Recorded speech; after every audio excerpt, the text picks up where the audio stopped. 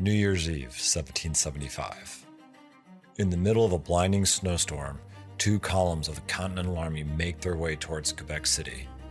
The plan's audacious. A two-pronged attack on the most fortified city in North America. The goal? Liberate the 14th colony and drive the British from Canada. But inside the walls, General Guy Carleton and his garrison are waiting. Today we're breaking down the Battle of Quebec. We're lucky to have Dr. Paul Knight joining us again to help break down this campaign. Today we'll explore why the Continental Congress authorized this massive gamble, the operational difficulties of fighting in Canada during the winter for both the Americans and the British, and how the attack ultimately unfolded.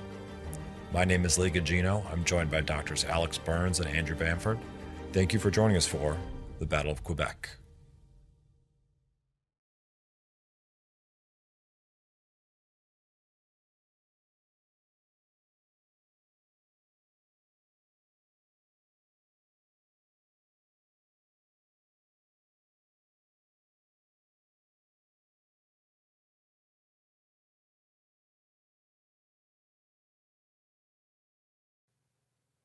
Paul, it's great to have you back on the show. Last time you were here, you were talking about training the British Army, and now we're back with the American Revolution. We're going to talk about one of the opening campaigns of that war in 1775, the campaign for Quebec. Can you kind of start with describing very briefly kind of the run-up to this campaign? So there's a lot of stuff that happens before this. What events are we looking at that get us to this point?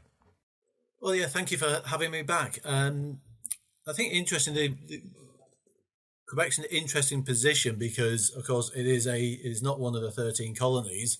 It had been conquered by the British in the French and Indian Wars, so only about 15 years before, and then the Treaty of Paris hands it over to Britain. British are then left with an awkward position because how then do you govern what's a French Catholic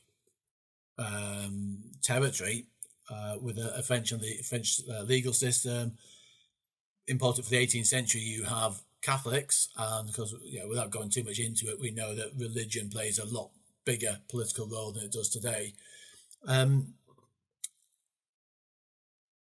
At a time when also you've got the deteriorating political system with some of the 13 colonies, so there's an awful lot of juggling going on in the background, and the governor of Quebec, who's General Sir Guy Carleton, he spends quite a lot of time trying to resolve this, and the solution is the Quebec Act of 1774, which only goes into effect in 1775. So realistically, it's not going to make any political differences with regards to the relationship with the Quebecois to the British authorities.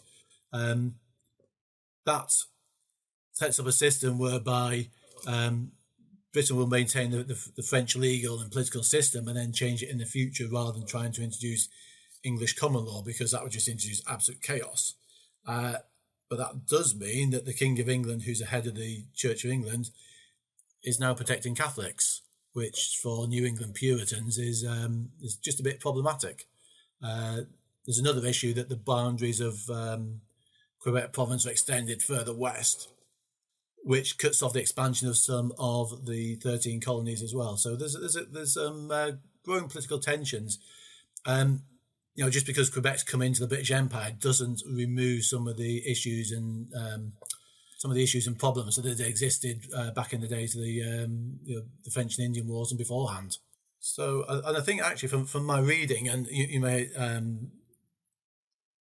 have a different understanding of this, but the accusations that George III is a tyrant originates from this idea that he is now protecting Catholics and Catholicism who are linked with tyranny in some of the European states. So what actually is quite a liberal piece of legislation really seems to have been a double-edged sword in that heightened political environment of the early 1770s.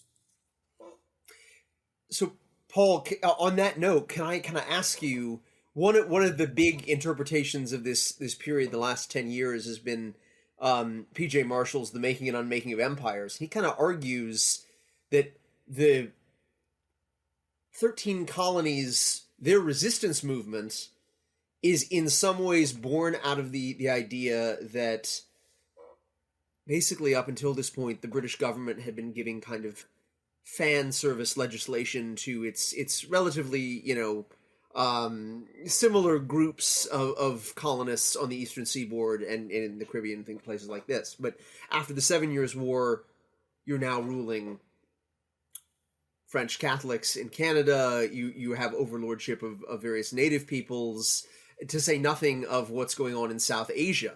And so in some ways the British Empire is starting to look maybe more diverse or more liberal, or however you want to put it. And that's something that the English colonists are a little sensitive about, because they feel like they're being forgotten about to some degree. Do you think it's a kind of accurate way of trying to understand the frustrations here? Yes, yeah, I think so, because if you throw in things like the proclamation line that's stopping the westward expansion, you've got court cases in London which are questioning slavery. Obviously, the last war's got to be paid for. There's a taxation issue with that. London is now having to get involved in India. So, London's at the middle of this global empire with very slow communications. It's trying to juggle pretty much from, Bombay and Calcutta to, Albany and Quebec. And there are conflicting interests, which are, maybe the New Englanders, well, the English and British colonists on the eastern seaboard of America are feeling not quite so special anymore. One of you become a smaller part in a bigger and much more multicultural empire, with no end of pressures in London. Who's, to be fair, politicians have only got a certain amount of things they can concentrate on at a time, and trying to keep everybody happy is difficult, especially with those slow communications. So we've got the war begins. We've got the Battle of Lexington and Concord. How do we get from there to Congress wanting to invade Canada? Well, the first actions is the capture of Fort Ticonderoga and then Fort Crown Point, which is really probably within about 4 weeks of Lexington and Concord happening. So, I mean, depending on which map you look at, I think these are technically in Quebec at the time, but you now put them into New York. Ticonderoga's got 2 officers, I think about 46 men, 20 odd women and children. They're woken up at like 3 o'clock in the morning. They probably don't even know that the revolution started yet. And, they're certainly not on the war footing. Crown Point, a few miles further up Lake Champlain, there's a sergeant and about 10 men as well. So these are, really are the proper outposts of empire, but not really realizing what's going on. And then I think there was some debates within the Continental Congress about what to do with these, because if you start going northwards, you're expanding the conflict, but also the resources as well. So I think some debates about handing them back or evacuating them, just to try and focus on focus on Boston and deal with one thing at a time. But I think when you've had an early and easy success, if it looks like you can get more early and easy successes, is it worth the gamble to try and invade Quebec? Hopefully kick the British authorities out of Quebec, even if the French Canadians themselves are ambivalent or neutral or even hostile, but remove that threat from the north. Is it worth the gamble? And I think this is probably the conversation they're having. And we can look through lots of cases in military history where you've got an early easy success. It looks like you can have more easy successes. Do we go for the gamble? And I think this is a situation that they are. That the authorities are looking at in that's sort of May, June 1775. So I think the position in Quebec itself, and what we often refer to as Canada today. I mean, Quebec is the main bit we're looking at. There's Newfoundland and Nova Scotia, which are more established British colonies and would be separate. But the province of Quebec itself. General Carleton, who's the governor, he started off with 5 regiments of foot, which is not a huge amount for such a widely dispersed area. But 2 of those have been sent to Boston already. So the 10th Foot, I think the 52nd, 10th Foot will play an important role around Lexington, Concord, and Bunker Hill. So General Carleton's got 3 regiments. One of those is on the Great Lakes, so that's a bit removed, the 8th Foot. He's got the best regiment in the British Army in the colonial period. Yeah. Sorry. Well, as someone who lives in Liverpool, and the King's Regiment Museum collection is just down the road. And actually, my first cap badge was the King's Liverpool Regiment. So yes, have a little bit of Kingo loving at the moment. 8th Foot is a bit out of the way. That leaves the 7th Royal Fusiliers and the 26th, isn't it, to garrison. This is about 750, 800 men maximum to garrison the whole of Canada. Or the whole of Quebec, sorry. So not a difficult proposition on paper if you can muster, 2,000 or 3,000 men to go and invade and see how much further you can take this. And so what is there a story behind what actually gets Congress to commit to this campaign? I know adding a 14th colony is a nice thing, but was there kind of a match that lit that fire? So I'm not able to read particularly detailed into Congress's dealings. I know there's a debate about what to do with Fort Ticonderoga and Crown Point. I just think that there is a potential threat to the the new or the rebellious colonies from the north, and removing that would be advantageous, particularly if it can be done cheaply in terms of manpower. So a plan is put together, 2-pronged attack, one of which would go, which would continue up from Lake Champlain, up towards Montreal that way, and that would initially be under Philip Schuyler, who's one of the leading lights of Upper New York, and then Benedict Arnold would take another force into Maine over using the river system to basically arrive pretty much opposite Quebec City itself and try and divert the British resources. And if this can be achieved with surprise, then that would be an easy win. And so I said the Montreal attack is probably looking about 2,000 to 3,000 men. Benedict Arnold's another 1,000. This is doable within the resources available. So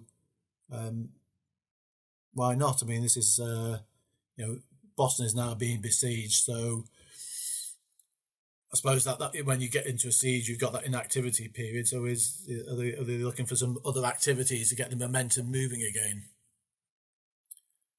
That's the way I would look at it anyway. Could I dive in with the question there, Paul? It just strikes me, particularly the advance on Montreal up the Lake Champlain corridor.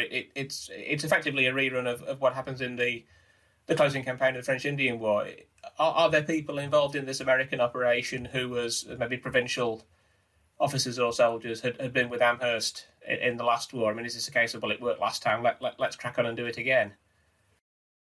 So I think, it is. I mean, it's a traditional invasion route going north and south, and that's why Crown Point and Fort Ticonderoga are there on Lake Champlain, and then a little bit further north you get a few more forts, which we'll touch on in the as the story develops. But yeah, certainly that is the invasion route, and of course the British will come back down this way in 1776, 1777. So it is, geography dictates an awful lot, and there are those routes and positions in the world which are constantly fought over. Look at Belgium. Look at how many battles there are in Belgium over the years between various European nations, of which Belgium itself is usually the battlefield rather than a participant. So, I think this Lake Champlain corridor is one of those, yes. So, I mean, the Philip Schuyler, who's commanding this force around Lake Champlain, who will lead the advance towards Montreal. By all accounts, he's in not the best of health, so he will pass over shortly to Richard Montgomery, who starts off as his second in command. He's Irish. He's of born in Dublin. His father's an Irish MP, but he's commissioned into the 17th Foot, so he's been fighting on the St. Lawrence, under Wolfe during the French and Indian War. So again, he's someone who's familiar with this part of the world, even if it's not this particular route. Subsequently, is fighting in the Caribbean, and but peacetime army, promotions dry up, all the rest of that, as you would expect. So he sells his commission, buys a farm in New York, or the New York colony, marries well, and very quickly, within about 2 or 3 years, seems to have got himself a good social position in New York, and ends up as a brigadier general, as second in command of this Northern Army, which is not too bad considering he left the British Army as a captain about 2 or 3 years before.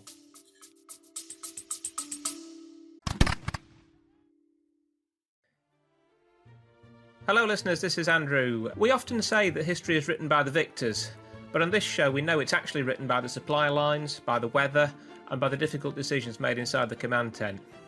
Sometimes the most interesting part of our recording session isn't the battle narrative, it's the 20-minute debate or analysis we have between the key actions. If you enjoy those what-if moments, I invite you to become part of the Prime and Load War Room on Patreon. For the price of a pint, you can hear the conversations that usually end up on the cutting room floor. You'll also get access to our newsletter, The Orderly Book, as well as exclusive bonus episodes that cover topics we typically don't get to on the main show. So if you're the kind of person who's looking for more 18th century warfare, join the Prime and Load War Room at patreon.com/primeandload.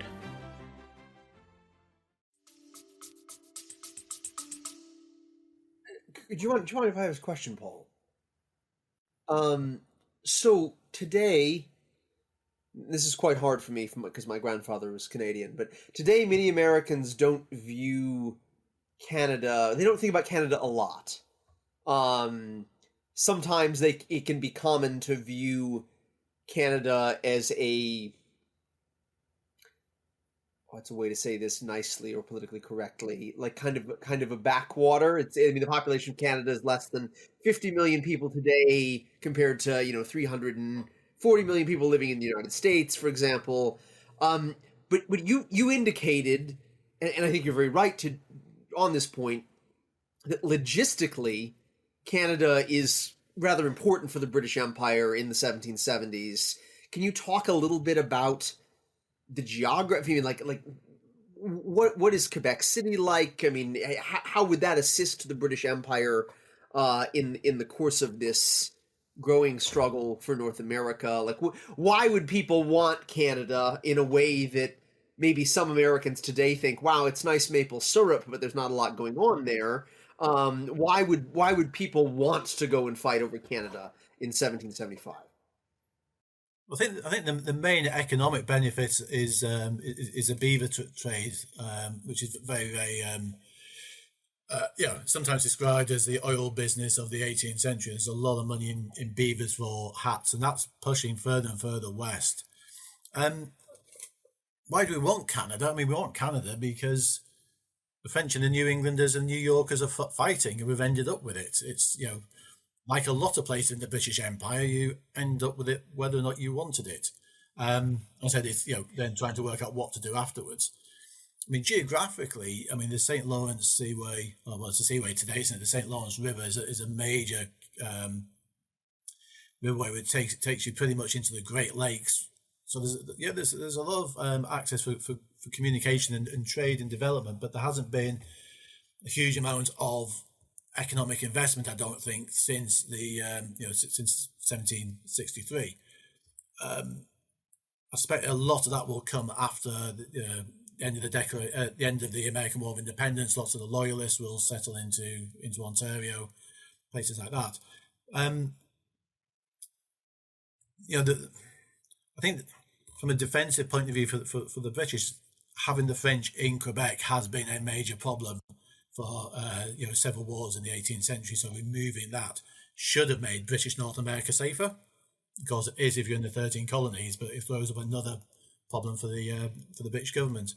The major city is Quebec, but I think I was reading about 5,000-6,000 population. It's not a major city. I believe it's the only properly fortified city in North America in a European context, which is a very French way of doing things, having a great big fort.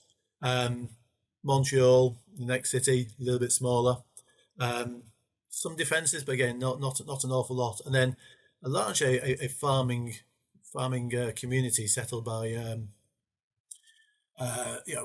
settled by the French, but it's not the Caribbean in terms of economic output. However, but you can bring sort of warships and transports right down the St. Lawrence Seaway to Quebec, basically. Yes, and this is what always seems to happen whenever there's any sieges of Quebec. I've never been to Quebec. I've tried to get there twice this year. I've been to Montreal, and that's a big old river. By European standards, it is a big old river. And there is potential for going westwards, into the Great Lakes and beyond. So I think sometimes, this position that you end up with a possession that you don't necessarily want, but what then do you do with it? Trying to make it work. And I suspect the main problem has been trying to work out a political solution to how do we govern Quebec so it becomes nice and quiet and stable and can then develop economically. So that seems to be the main emphasis of particularly Governor Carleton. He seems to spend a lot of time in London getting the Quebec Act passed. So not necessarily being in Quebec itself, and maybe missing some of the key issues that maybe if it had been in Quebec a couple of years earlier, might have been able to resolve some of the issues. So, Paul, you also talked a little bit about how St. Lawrence is a big river, especially by European standards, and Quebec is being one of the only fortified cities in a European context.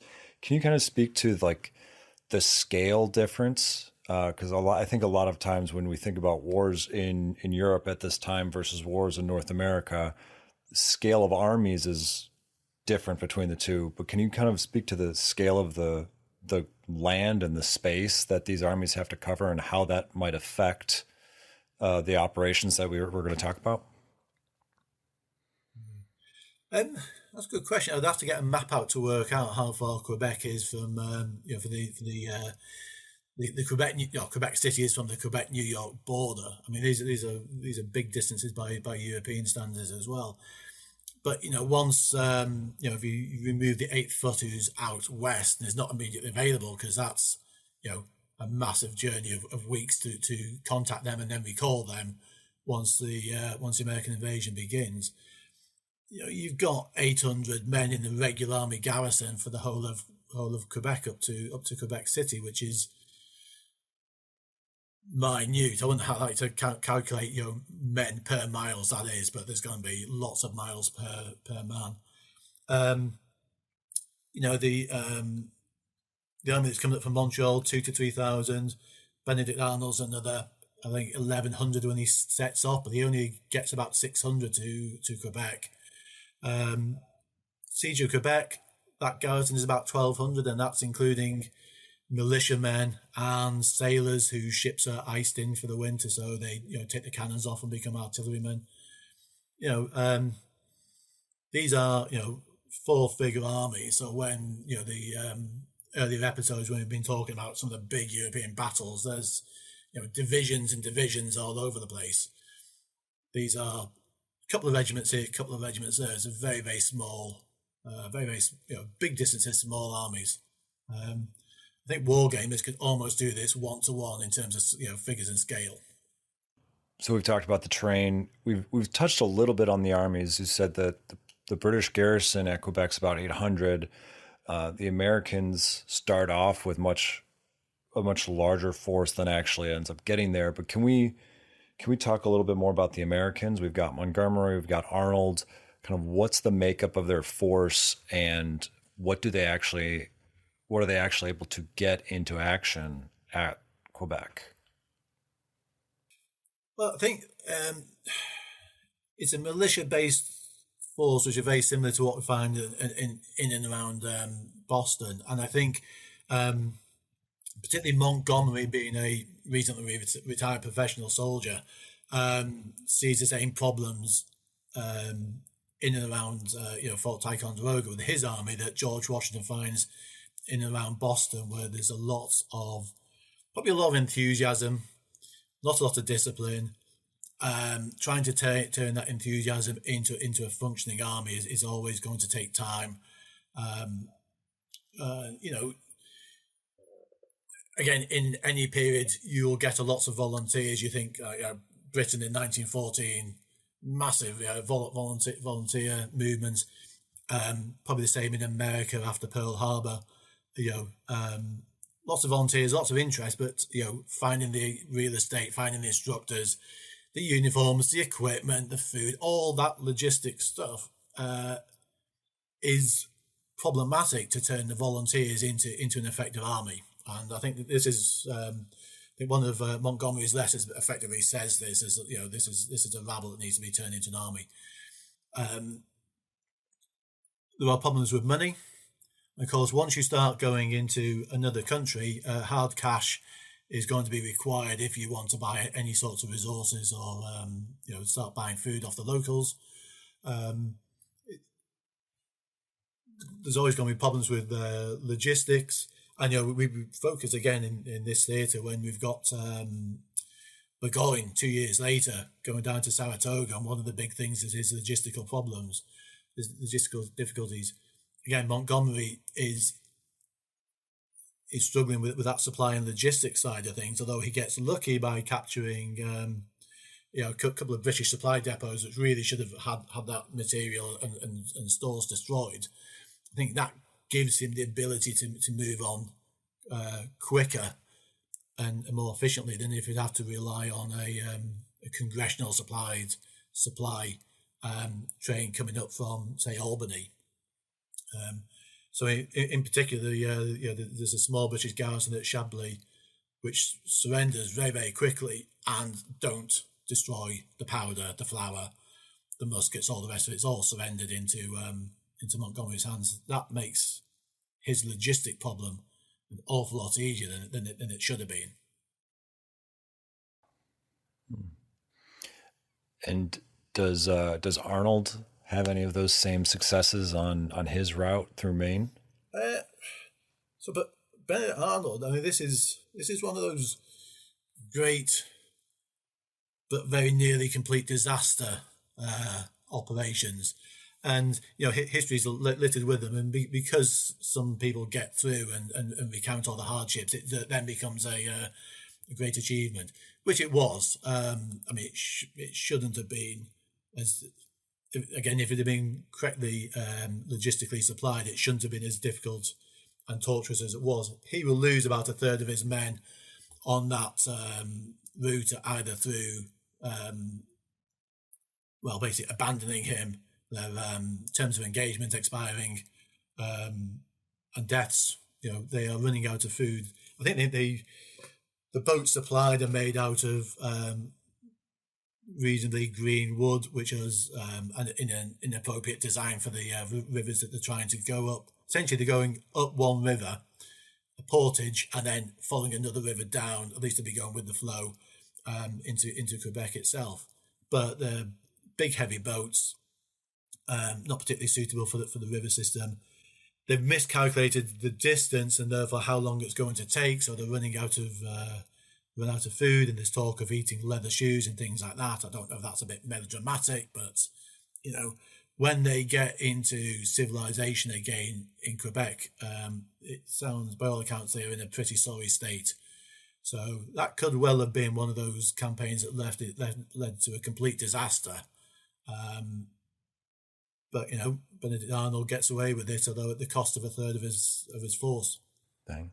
And we've talked about Arnold, we've talked about Montgomery, we've touched a little bit about Guy Carleton, but can you give us a little bit more background about him and what his experience is? So, Guy Carleton, he's a Anglo-Irish nobility. He's a third son, so he's one of these younger sons who goes into the army. Initially commissioned into the Guards. He's a friend of General Wolfe, so he's in Quebec as the quartermaster. So he participates in the siege of Quebec in 1759.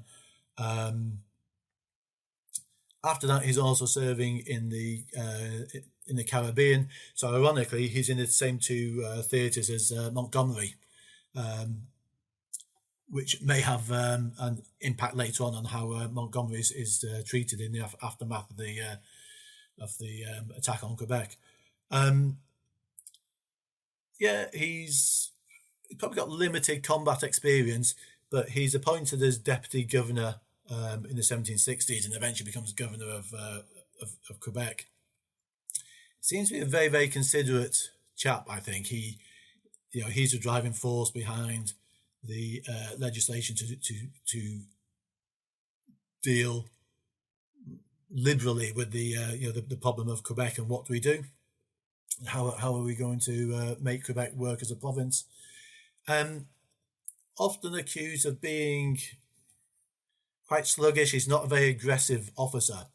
But I think he is the right man at the time because, you've got so little resources. He's lost 2 of his 5 battalions to Boston. He doesn't get them back. And he's got the whole of Quebec to protect. So he's not particularly aggressive in his actions. He's trying to contain the situation, almost trading space for time to try and get himself into a better position, which will happen the following year. But as 1775 is going on, he's retiring back on Quebec itself and eventually will go into siege conditions in Quebec City. Montgomery and Arnold, I think, are trying to tempt him out because they've got the experience of, or they know what happened in 1775 and 1760, where there are battles outside of Quebec. Equally, however, Carleton knows about those battles as well. He knows how he can win or lose the campaign. So he has enough food in the city to get through to the spring when the St. Lawrence will open up again. And hopefully then he'll get relieved by the Royal Navy and some reinforcements, which is what does happen. So why gamble anything on a pitched battle, which could end up disastrously?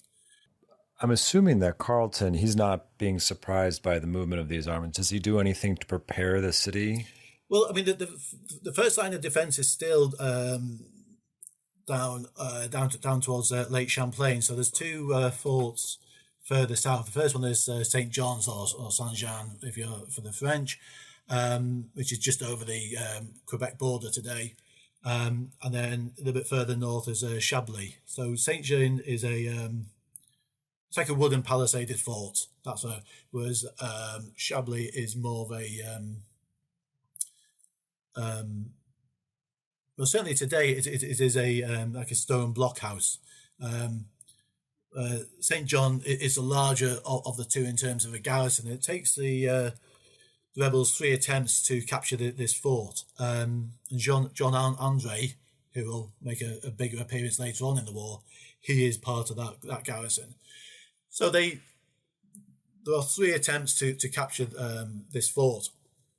The fort only falls because it is bypassed and the rebels will then go up to Chablis, I hope I'm pronouncing that right, which surrenders after a couple of days, and this is the fort that doesn't destroy all the armaments and munitions. So that means that the route for any form of relief to St. John is gone, and a relief force does come down from Montreal and is ambushed and is turned back. Plus, of course, it then gives the Americans a lot more food, ammunition, artillery. But when St. John falls, that accounts for something like half or 3/4 of the regulars in the province of Quebec. So this forward defence has failed. well, I think which actually means that Carleton doesn't have a lot of troops to do anything with, and there's also no real fortified towns between these two down on the border up to Quebec itself.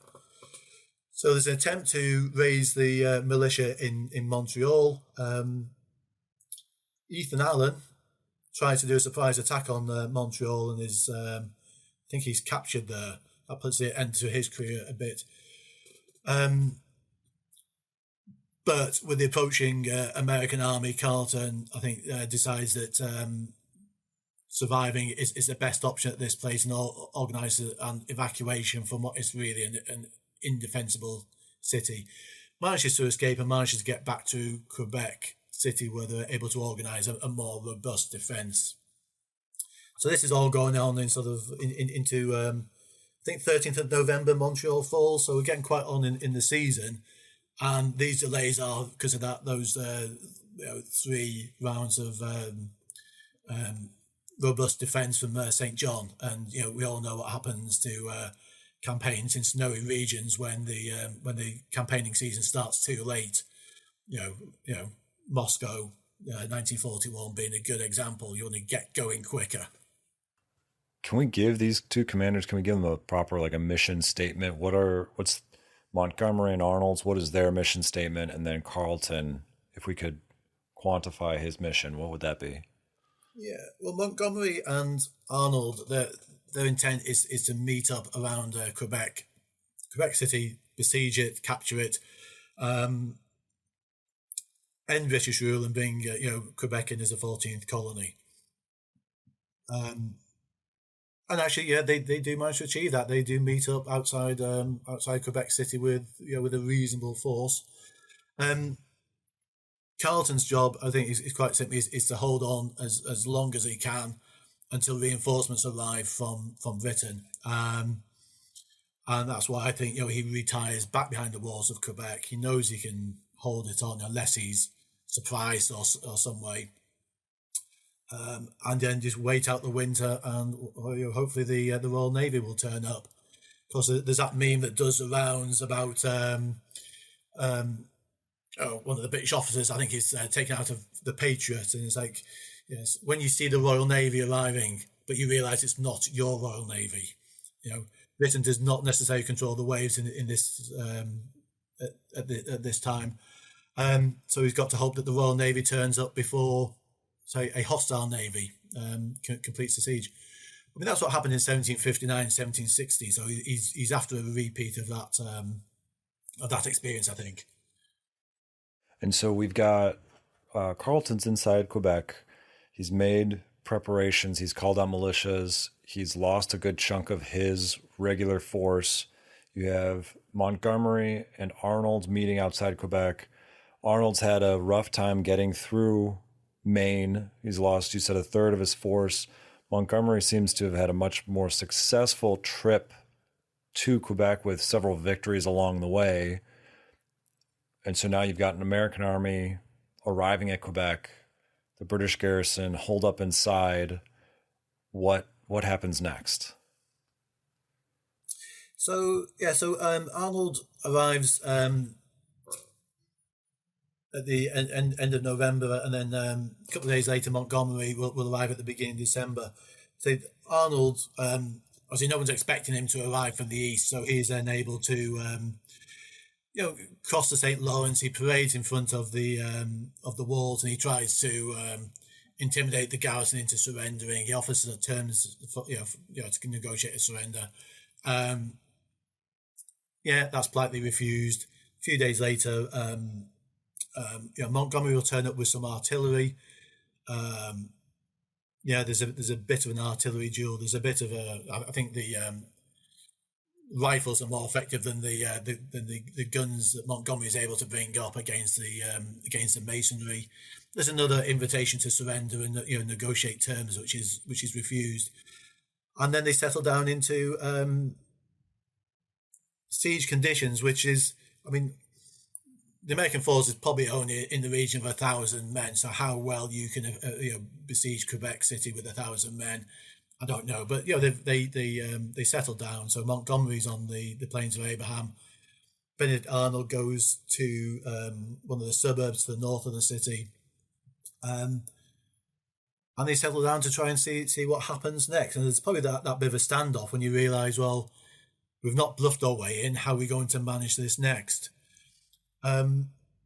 One of the big problems coming up is that a lot of the enlistments in the American Army will expire on New Year's Day, which forces an action around about Christmas time. And if you think what happens to George Washington 12 months later, this is the same problem that's facing Montgomery. So he needs to attack Quebec, hopefully get into Quebec by New Year's Day at the latest.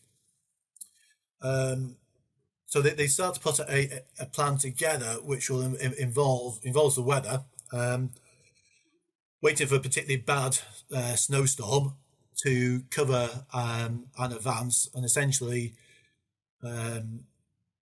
Montgomery will go to the south of the city and then try and force his way into one of the gates.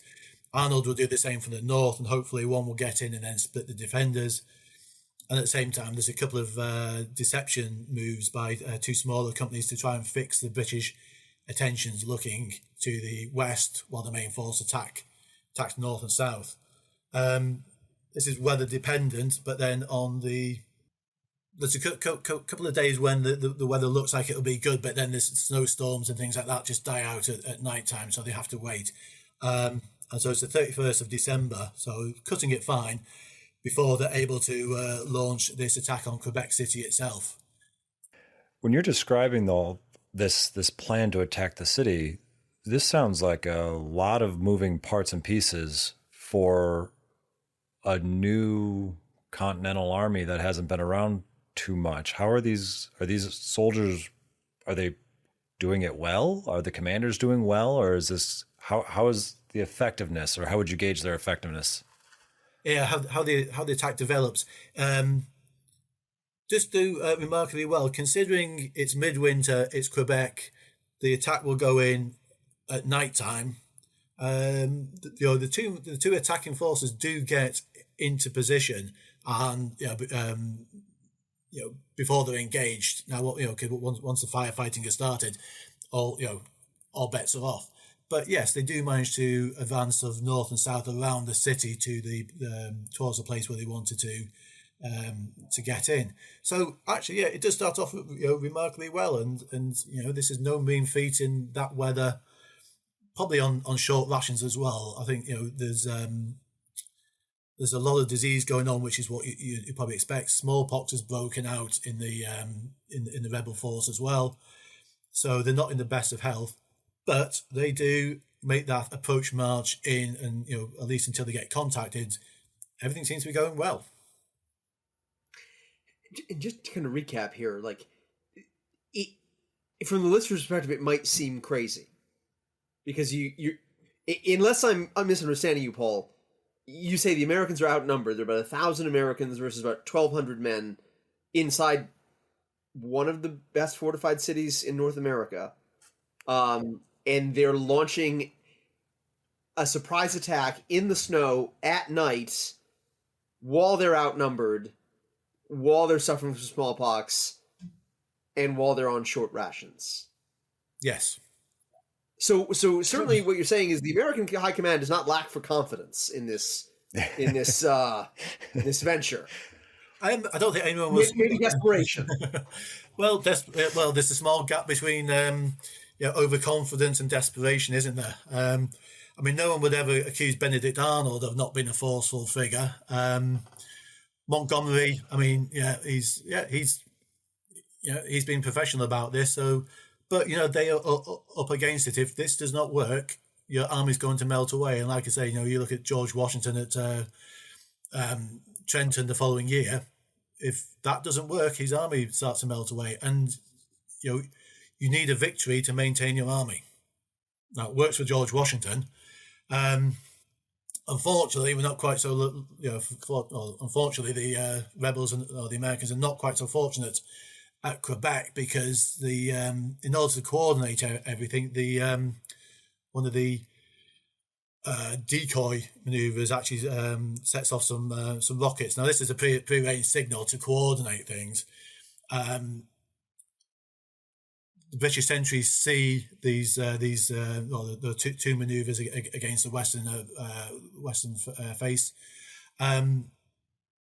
They correctly identify that this is not the main effort. So the British defenders are aware that something is coming, but it's not coming from the west, so they're able to at least get the garrison up and out of bed and ready to react to wherever the main attack comes from. So Montgomery, who's going south, basically from the Plains of Abraham down to Wolf's Cove, around the walls, he comes up against actually two picket lines or palisades, which are not defended, and he manages to get through them, and he's leading from the front. Gets through the second palisade. They see a strong point, like a two-story fortified house up ahead. One account read that actually someone goes up, has a quick look at it. It seems to be all silent, so maybe it's abandoned. And then Montgomery then leads his force towards this blockhouse. Unfortunately, it is defended. There's the Royal Navy in there with a couple of small cannons. There's infanteers. They wait till Montgomery's about 30 or 40 yards away and gives them a volley. That command is destroyed, and Montgomery is killed in that action. In that one volley, and that undermines the morale of the remainder of the force to go forward. And against that much firepower, without any sort of artillery yourself, that is, you don't really have much of an option, I don't think. There's also references to the snow getting into the muskets, so they're not going to fire. So you're going to have to get up and go in with a bayonet, which is, not really what you want to do. So that really ends that southern attempt to get into the city. Benedict Arnold actually has a bit more success going from the north. He's got a larger advance to make. Comes across one palisade or one sort of not palisade, sort of defended block in the street. So he's advancing up a street, buildings either side. And a number of barricades. The first one is assaulted, and Benedict Arnold is wounded in that assault, and he's withdrawn out, from the battle. However, I've forgotten his first name, Morgan, the old wagoner. Daniel Morgan. Yes, thank you very much. He then takes command. He gets over this first barricade. Captures the defenders because they see the sense of surrendering when it's convenient to do so. Does give him a problem because he's now got prisoners to look after. They then advance further on. They find the gate open, which I would always say that should be a little bit of a warning that maybe you don't want to go too much further at that point. But they continue on to a second barricade. Now, by this point, the garrison is alert. They know which direction the attacks are coming from. Things like that. His force will fight, but there are now defenders from the garrisons in the buildings of street firing, but firing down onto the rebels in the street below, and they also will surrender. Now they had also tried to take a cannon with them for blasting through these barricades, but that got stuck in the snow, so that plan hasn't really worked. So by about dawn, everything's over, and the two main forces, one's been captured, one's been repulsed, and that is really the end of New Year's Eve 1775 in Quebec.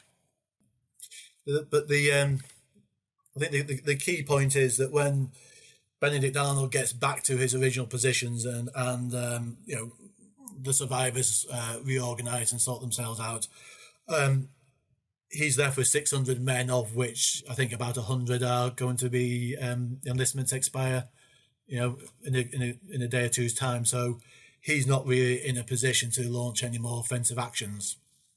Um, but the prisoners that are taken in Quebec, they are treated remarkably well. General Carleton, he actually sends out sledges to the rebel lines, inviting the rebels to give the personal effects of the prisoners, to make them comfortable in the fort. There's I think General Carleton is one of the really good commanders in a humane sort of way of the British Army this period. He's a person who probably should be studied more than he is.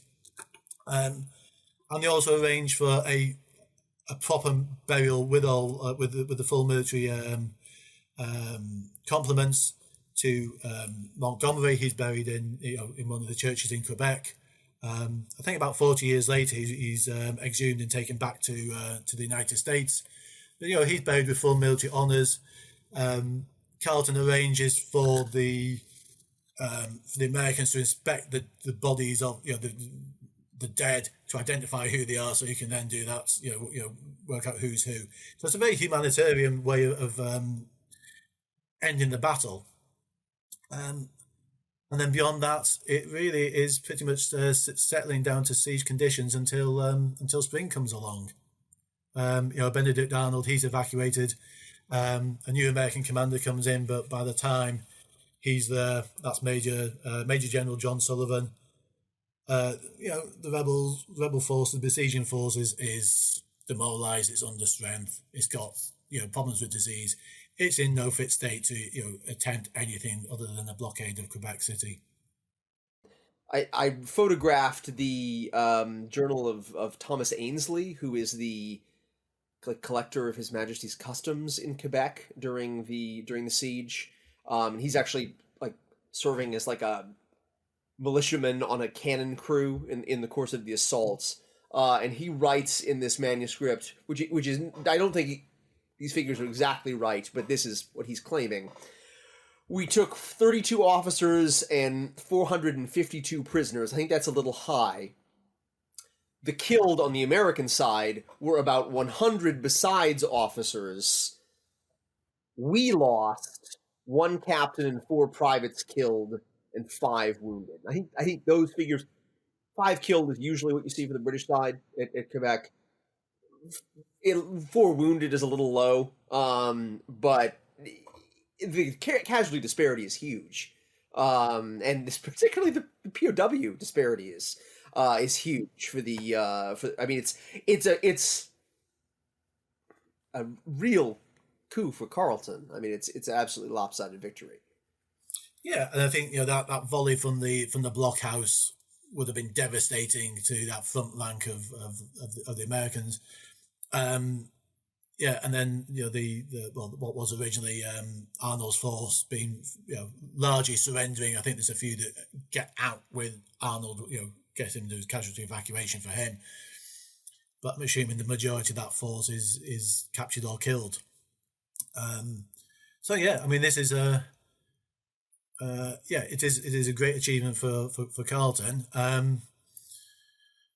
Could it have succeeded with those figures? I mean, Lee mentioned, I think it was it Lee or yourself, Alex, again, those figure ratios, the force ratios are not in the favour of the Americans at all. So the fact they actually managed to get inside inside Quebec itself, even if not into the city centre, I think they did well. This is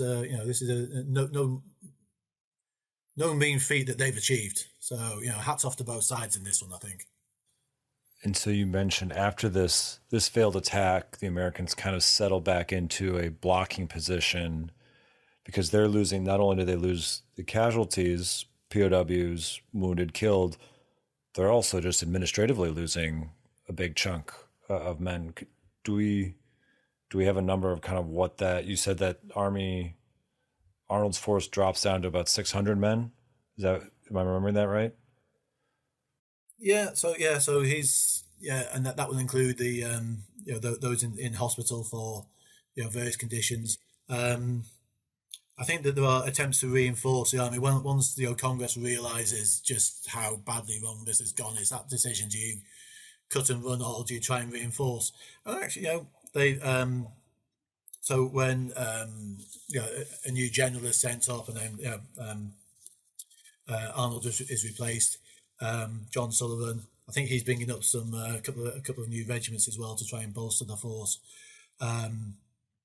But without heavy artillery, or the time to starve the garrison out at Quebec, it's difficult to see how anybody can achieve anything out of this.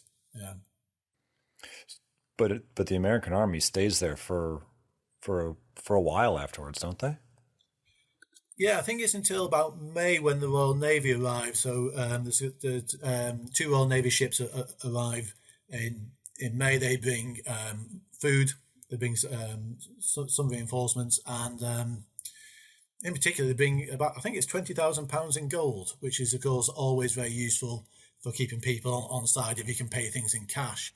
And then you start to get the reinforcements arriving. So General Howe, by this point, has evacuated Boston. He's now in Halifax.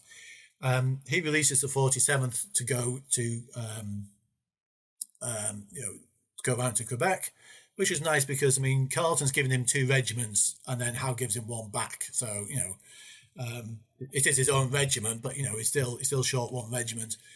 But then there's also regiments coming straight out from the UK, or from Britain and Ireland. So this is when Roger Lamb and the 9th Foot will turn up. There's quite a few good diarists. Aubrey, I think it is, from the 53rd. Roger Lamb. There's the campaigns over the next 2 years are remarkably well documented, I think, in terms of diarists for the British Army, as well as when you start to get the Hessians turning up. So this is in a position where withdrawal is either withdraw or be destroyed. And actually, John Sullivan does manage to extricate some of his force back. There's a battle at Trois-Rivières,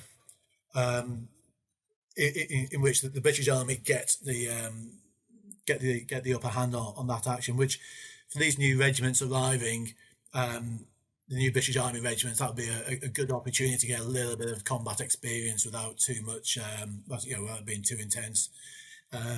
47th, having been besieged in Boston, they're probably looking for a little bit of payback time as well. And they managed to chase the rebels back down to St. John on the Lake Champlain, where they're evacuated by taking all the vessels with them. And that effectively finishes the British pursuit, at least temporarily. So the Americans have been evicted out of Quebec. The original borders, certainly the modern borders, have been re-established. And General Carleton will then spend the rest of the summer building a fleet, which will lead on to Falkirk Island and operations on Lake Champlain. In terms of Quebec, I think he has achieved his objective, which is to secure the province for the crown, and he's now also got a reasonable sized army to do something with.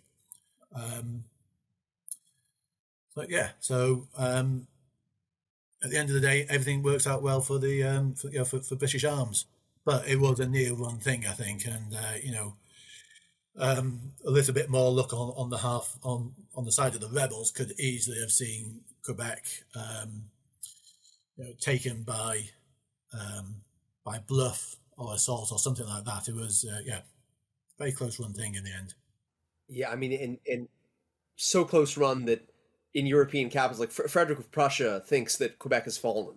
Like he's getting reports from folks that the attack was successful, and so all the way into like May, he thinks the Americans have control of Canada. So yeah, very, very close run thing. But it is quite satisfying that Guy Carleton can say in the summer of 1776, as you can say today, that all Canada belongs to the king.